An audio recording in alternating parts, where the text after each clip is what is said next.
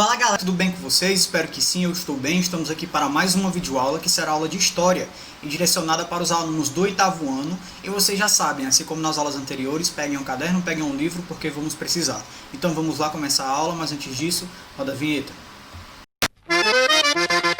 Anote o número. Então galera, hoje a gente dá continuidade aí ao estudo do capítulo 7, né? Lembrando que na aula anterior, né? Na semana anterior a gente iniciou o terceiro bimestre e a partir disso a gente iniciou também o módulo 3. O módulo 3 começa pelo capítulo 7, claro, que fala sobre o espaço de emancipação política do Brasil, né? Na aula anterior a gente procurou discutir algumas dessas perspectivas, a gente procurou entender a partir de um primeiro momento, fazendo uma contextualização, né? A crise do sistema colonial português, e além disso a gente procurou entender alguns contextos de conjuração, os rebeldes conjurados, né? A gente procurou discutir a conjuração mineira, a gente procurou discutir também a conjuração baiana, certo? Então, foram algumas perspectivas discutidas na aula anterior. Claro, na aula de hoje a gente vai continuar aí discutindo o capítulo 7, vai conseguir terminar o capítulo 7 hoje, né? Então a gente vai iniciar a partir da discussão sobre a família real no Brasil, né? A gente vai falar também sobre a Revolução Pernambucana, porque foi que a família real veio para o Brasil. A gente vai entender também o que foi a Revolução Liberal do Porto, né? E o caminho aí em direção à independência do Brasil, tranquilo? Então hoje de fato a gente consegue finalizar o capítulo 7 do módulo 3, tranquilo? Então peguem os livros aí e vamos iniciar. A família real no Brasil. Então galera, a família real no Brasil, né? Essa foi, digamos que o primeiro passo, né? A principal dinâmica aí que proporcionou, né? Que iria proporcionar mais lá na frente, a gente vai entender a independência do Brasil, né? Independência da até então colônia portuguesa, tranquilo? O que foi, né? Como foi que se deu, como foi que aconteceu aí, né? Como foi que a família real, por qual motivo a família real de fato veio para o território brasileiro? O que é que a gente tem lá em 1807? A gente teve aí, né? Em direção ao Brasil, o direcionamento de uma frota aí de navios com mais de 15 mil pessoas, né? Que eram pessoas pertencentes, claro, à coroa portuguesa, né, a corte portuguesa, tá? Então vieram em navios aí e vieram aí sob condições muito adversas, né? Eles passaram aí por muitas intempéries, por muitos problemas, né? A gente sabe que eles vieram trazendo, claro, a estrutura burocrática da coroa portuguesa, de fato, quando a gente fala dos arquivos da coroa portuguesa, quando a gente fala dos livros da instituição também, quando a gente fala que vieram ministros, vieram juízes, vieram os militares, os funcionários do tesouro, né, e até mesmo alguns integrantes do alto clero aí no contexto da coroa portuguesa, né? Então eles vieram aí sob condições muito adversas. A gente tem um conhecimento de que no caminho para cá eles passaram por muitas dificuldades, tanto que a frota acabou se dividindo aí por causa de tempestades. A gente sabe que essa estruturação, né, esse caminho aí, esse percurso, essa viagem durou mais de 2 meses. Então tiveram muitos problemas com falta de alimento, né, com falta de água também. Além disso, tiveram problemas relacionados a problema de saúde. Teve também uma peste aí, a grande parte da coroa portuguesa teve piolho, né? Então eles, quando chegaram aqui no Brasil, grande parte chegou careca, né? Eles tiveram que raspar a cabeça porque tiveram problemas com piolho aí no decorrer do percurso. Então de fato foi uma viagem bem adversa, né, bem problemática, mas de fato foi necessária, né? Eles vieram aí no contexto de exílio praticamente, né? Eles vieram fugidos. A coroa portuguesa veio para o Brasil porque eles estavam passando por uma dinâmica, estavam sendo perseguidos aí por um indivíduo, né, por uma estrutura, né, por uma coroa no contexto da Europa, tranquilo? Então por que é que a coroa portuguesa de fato lá em 1807 teve que trazer a sua estrutura burocrática para o contexto da até então colônia, né, aqui na América? E aí, por que foi que isso de fato aconteceu? O que era que a gente tinha no contexto da Europa naquele período ali, galera? Que foi uma dinâmica, né, que foi um contexto que a gente já estudou no momento anterior. exatamente Napoleão Bonaparte, né? A gente sabe que Napoleão, galera, estava tomando de conta da Europa naquele instante ali, né? Ou seja, ele estava se articulando, inclusive, para entrar aí em conflito, né? Quando não era conflito militar, era conflito político, né? Um conflito econômico aí com alguns países. E foi nesse contexto que a França, né? Que é a França de Napoleão, inseriu o bloqueio continental, né, que era ali a tentativa de enfraquecer o contexto da Inglaterra, que até então, naquele período ali, era uma grande potência econômica principalmente, né? Então o bloqueio continental tinha o objetivo de quê? De fazer com que os países da Europa deixassem de comercializar produtos com a Inglaterra. Portugal estava inserido nesse contexto. Portugal e Inglaterra, naquele período, mantinham relações próximas, né? Portugal dependia ali da ajuda econômica dos ingleses, e por isso, se Portugal deixasse de manter essas relações econômicas com a Inglaterra, o problema seria grande, né? Ou seja, Napoleão solicitou que, olha, Portugal, se vocês não respeitarem um bloqueio econômico, a gente vai, o nosso exército francês aqui vai invadir Portugal, né? Portugal fez o quê? Portugal, galera, teve que escolher, ou deixava de manter as relações econômicas com a Inglaterra, se enfraquecia, né, e poderia entrar no contexto de conflito com a Inglaterra, ou Portugal continuaria mantendo as relações econômicas com a Inglaterra, quebrando o bloqueio continental, e entraria numa guerra, né, com a França. Qual foi a opção de Portugal, galera? Exatamente, quebrou o bloqueio continental e continuou mantendo a relação com a Inglaterra. A França disse o que, galera? Napoleão disse, pois a França vai invadir agora Portugal. Então, o que foi que a coroa portuguesa fez, galera? O que foi que a corte portuguesa fez? Levou o aparelho burocrático para a sua até então colônia, né? Eles se mudaram para o Brasil. Então, o que foi que aconteceu? Napoleão, ele de fato invadiu Portugal, porém ele não pôde dizer que agora a gente tem o poder sobre a coroa portuguesa. Por quê? Porque a coroa portuguesa fugiu para o Brasil, né? O aparelho burocrático português agora estava inserido no contexto do Brasil. Então, Napoleão, naquele momento ali, ele tinha principalmente uma influência territorial. A partir do momento em que D. João, né, que até então era o príncipe regente naquele momento ali, ele veio com a coroa portuguesa para o Brasil, se instalou no Brasil. Ou seja, o que é que a gente tem?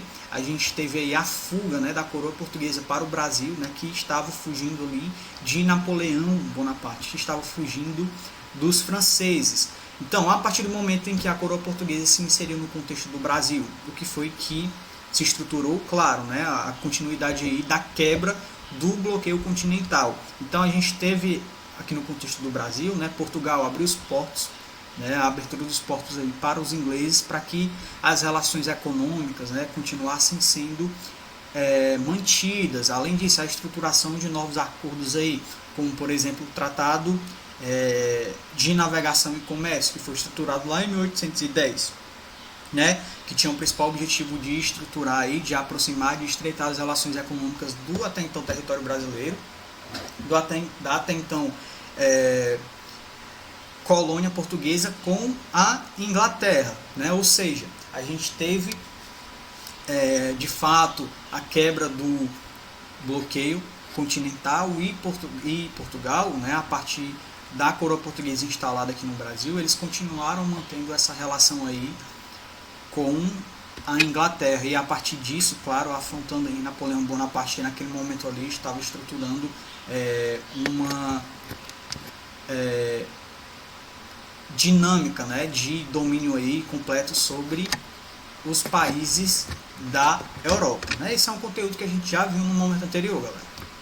E o que foi que significou a presença da coroa portuguesa na colônia, né, galera, aqui no Brasil? O que foi que tudo isso significou? A gente percebeu um crescimento, claro, óbvio, né, galera, natural, um crescimento da importância da até então colônia, né, aí para Portugal, né? Ou seja, o Brasil agora, no contexto aí enquanto colônia, ele teve, né, começou a adquirir uma importância muito grande. Então as mudanças não aconteceram somente na perspectiva administrativa e também não só perspectiva econômica, tá? Mas também houve a mudança de paradigmas também na perspectiva cultural, né? A partir do momento em que a gente sabe que houve a instalação de novos elementos no contexto da colônia, aqui no contexto do Brasil, certo? A gente teve o acesso agora aos livros, né? A estruturação de uma biblioteca, a gente teve a estruturação também do Banco do Brasil, né? A gente teve a criação do primeiro jornal no contexto do Brasil também. No Brasil, né? Agora para a colônia, não vieram somente a coroa portuguesa em si, mas pessoas lá de países da Europa também tiveram o interesse de vir para o Brasil com a perspectiva de melhor condição de vida, né, de uma ascensão social aí, de ter uma importância econômica também, tendo em vista que eles tinham a percepção de que a coroa, né, portuguesa iria possibilitar o crescimento grande aqui para o Brasil, né, ou seja, vieram cientistas, artistas, viajantes, certo? Então houve uma estruturação, né, de um novo contexto social dentro da colônia portuguesa, dentro do Brasil, certo? Essa mudança ela foi perceptível logo com a chegada da coroa portuguesa, tá? A partir do momento em que a desapropriação de casas, né, de moradias, de habitações, de fato começou a acontecer, né? A gente percebeu que casas foram desapropriadas para que a coroa portuguesa ocupasse essas casas, e isso, galera, claro, gerou uma comoção social aí, né? Gerou manifestações. A população, de fato, ela não ficou contente com isso, né? A desapropriação para que a coroa portuguesa de fato se estruturasse nas moradias que até então eram de propriedade das pessoas que estavam aqui no contexto do Brasil. Então essas casas, elas nas casas foram pregados papéis, né, placas aí com a sigla PR, né, que era Príncipe Regente, demonstrando que aquela casa ali, no caso, ela teria que ser desapropriada para que a coroa portuguesa ela tomasse posse, né? Ou seja, isso, claro, causou um descontentamento no primeiro momento, né, galera? Galera, a chegada da família real, de fato, né, ocasionou aí muitas transformações, né, principalmente na perspectiva cultural, econômica, política, enfim, porém, claro, não deixou de gerar descontentamento, certo? O que foi que começou a acontecer? Os gastos com a coroa portuguesa estavam muito elevados, né? Ou seja, o que era que a gente tinha? O Brasil, né? A colônia, que no Brasil ela de fato tinha que se manter, e agora ela também tinha que manter a coroa portuguesa. Ou seja, eram duas instituições, entre aspas, sendo mantidas somente pelo território brasileiro, né? O que foi que ocorreu aí? Além disso, os gastos com o exército, né? A frota de exército que foi enviada para o Brasil também estava sendo muito grande, né? Ou seja, Pernambuco, que até então era a principal fonte de renda, né? era o estado, no caso, mais rico no contexto do Brasil, principalmente por causa da sua produção de cana-de-açúcar e de algodão, estava mandando grande parcela do seus recursos para o Rio de Janeiro, né, com essa justificativa aí de manter a coroa portuguesa. E claro, isso gerou um descontentamento, tranquilo? Então, a revolução ela começou a ser planejada, né? Aqui agora a gente tem um contexto da Revolução Pernambucana. A revolução estava sendo planejada há algum tempo, mas de certa forma aconteceu antes do que se havia previsto, né? O que foi que aconteceu? Um dos militares aí brasileiros, né, que era integrante do movimento, no caso José de Barros, ele resistiu à ordem de prisão do seu superior, que no caso era um português, né, Manuel Joaquim Barbosa, e José de Barros acabou assassinando aí o português, né, o que fazia parte do exército. Então esse foi o estopim de fato para o conflito, que logo reuniu aí os demais conspiradores, né, e reuniu também parte da população. Então o governador da capitania, né, ele se refugiou, né, e os grupos revolucionários aí, que eram formados por intelectuais, maçons, os padres, né, os grandes proprietários de terra e os comerciantes, tomou Recife, e a partir disso proclamou a República e instaurou um governo provisório lá em 1817. Então, em seguida, o movimento se expandiu para Alagoas, para o Rio Grande do Norte e para Paraíba também, tá? O sentimento, né, as expectativas dos revoltosos se dividiam entre os ideais de igualdade de direitos e a abolição da escravidão, né, e a conquista da autonomia quanto à distribuição de riquezas da capitania, claro. Então, o grupo revolucionário, né, logo após ser instituída a República Pernambucana, decretou a liberdade de culto, a separação entre os poderes legislativo, executivo e judiciário e a liberdade de imprensa e a abolição de alguns impostos. Já a libertação dos escravizados esbarrou no conflito de interesses, claro, né, entre os proprietários de terra e os demais proponentes do movimento. Então, as tropas fiéis à monarquia logo foram convocadas, né, para reprimir os revoltosos, obviamente, né, galera?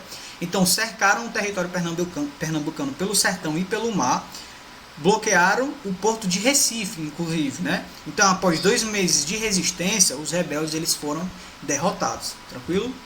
Galera, e depois que Napoleão foi derrotado, será que ainda existia a necessidade da coroa portuguesa, né, de Dom João, continuar no território brasileiro? Então, os portugueses, né, lá em Portugal, no território português, eles não concordavam com isso, né? Ou seja, eles começaram a solicitar aí a volta de Dom João para Portugal, certo? Principalmente porque naquele momento Portugal estava passando por crises econômicas, políticas, sociais, né? Então eles solicitaram que Dom João voltasse para o Brasil. Porém, Dom João ele de fato não tinha essa vontade, né? Tanto que ele elevou até então, né, colônia brasileira, no caso, a Reino Unido, né, de Portugal aí. Ou seja, ele elevou aí o Brasil, né, ao Reino Unido de Portugal. A partir disso, tirou ali o contexto de colônia, e isso, claro, possibilitava com que ele, né, entre aspas, continuasse no território brasileiro. Porém, galera, lá em Portugal, a situação estava muito complicada, ou seja, se juntaram aí a todas essas perspectivas negativas que estavam acontecendo no contexto de Portugal, os revolucionários, né? Ou seja, eles, a partir da tomada de poder, né, a instituição de novas dinâmicas políticas no contexto de Portugal, solicitaram com que Dom João voltasse para o Brasil, né, a partir lá de estratégias políticas. E isso de fato aconteceu em um determinado momento, né? Dom João de fato ele teve que voltar para Portugal, e existia uma preocupação muito grande em duas perspectivas, né? De um lado, a gente tinha 2 lados aqui. De um lado tinha as pessoas que apoiavam a permanência, né, de Dom João aqui no contexto do território brasileiro, principalmente porque eles temiam que o Brasil voltasse a ser colônia de Portugal novamente, né? E existia o outro lado que solicitava que Dom João voltasse para Portugal, com o objetivo principal de fazer com que o Brasil voltasse a ser colônia, né? Principalmente por causa das vantagens que existia ali, né, sobre o livre comércio no contexto do país. Porém, galera, Dom João, de fato, ele retornou, né, diante dessa pressão política aí. Dom João VI, ele decidiu, né, retornar a Portugal lá em 1821, porém ele deixou seu filho, Dom Pedro I, como príncipe regente, no caso Pedro I, né? Então o rei, né, e a sua família, e uma comitiva de 4.000 integrantes, voltaram para Portugal após quase 13 anos de permanência aqui nas terras brasileiras, certo? A partir desse momento, galera, a gente já começa a perceber a articulação, né, na estruturação, na construção da independência do Brasil, tá? A situação para Dom João VI lá em Portugal estava muito complicado, né? O parlamento lá, toda a estrutura política já tinha tomado de conta da conjuntura política em Portugal. Então, para manter todo esse contexto aí de estruturação das políticas de Dom João, estava muito complicado lá em Portugal. A partir de um determinado momento, Portugal começou a exigir com que o Pedro, né, Dom Pedro I, né, até então príncipe regente aqui em Portugal, fosse para Portugal, voltasse para Portugal. Então Portugal começou a exigir que Pedro I, ele de fato, né, o príncipe regente, ele de fato voltasse para Portugal. Então a partir disso começou a haver uma articulação aí o Pedro I, né, o príncipe regente, ele se negou a voltar para Portugal a partir do episódio que ficou conhecido como o Dia do Fico, né? Então, a partir desse contexto de rebelião aí, Pedro I, né, o príncipe regente, ele começou a se articular para a independência do país, né? Ele começou a exigir apoio dos militares aqui no contexto do Brasil. Os militares que não apoiaram foram expulsos, né? Eles foram tiraram, né, esses militares do cargo, no caso, foram expulsos, enfim. E pela primeira vez o controle, né, a chefia ali do novo ministério coube a um brasileiro, no caso José Bonifácio, né? Ou seja, a partir disso a gente começa aí a estruturação, a caminhada, né, para a independência do país. A partir disso começou a articulação também para elaborar uma Constituição brasileira, né? Então essa decisão pela Constituição foi parte do processo de rompimento com Portugal, galera. A essa altura o que é que a gente tinha? O príncipe regente ele já exigia que os futuros membros de qualquer cargo do serviço público se declarassem favoráveis à causa da independência, né? Então o futuro imperador ele também declarou aí inimigas às tropas que estavam vindo de Portugal, tendo em vista que as tropas que estavam vindo tinham o objetivo de forçar a partida dele para Portugal, né? Então as cortes portuguesas enviaram comunicados aí ao Brasil revogando todos os recentes decretos, né, criados pelo príncipe regente, né, por Pedro I. Então, se salientava as exigências quanto ao seu retorno, né, imediato lá para Lisboa. Então, José Bonifácio, né, e a princesa Leopoldina enviaram mensageiros, né, que deveriam encontrar pelo caminho o príncipe regente que estava em viagem a São Paulo, né, de modo a notificar essas exigências de Portugal. Então, o que foi que aconteceu? Pedro I, né, ele foi alcançado pelos mensageiros à margem do rio Ipiranga, lá em 7 de setembro de 1822, onde ele proclamou a emancipação política do Brasil, né, no chamado Grito do Ipiranga. Tranquilo, galera? Por hoje é isso, galera. A gente encerra a nossa aula por aqui. Eu espero que vocês tenham entendido e vocês já sabem, né? Caso não tenham entendido, entrem em contato comigo pelas redes sociais. A gente tem o nosso Google Meet, onde a gente pode responder essas discussões e tirar as dúvidas que porventura surgirem, tranquilo? Então é isso, continue estudando, até a próxima aula e um forte abraço. Valeu!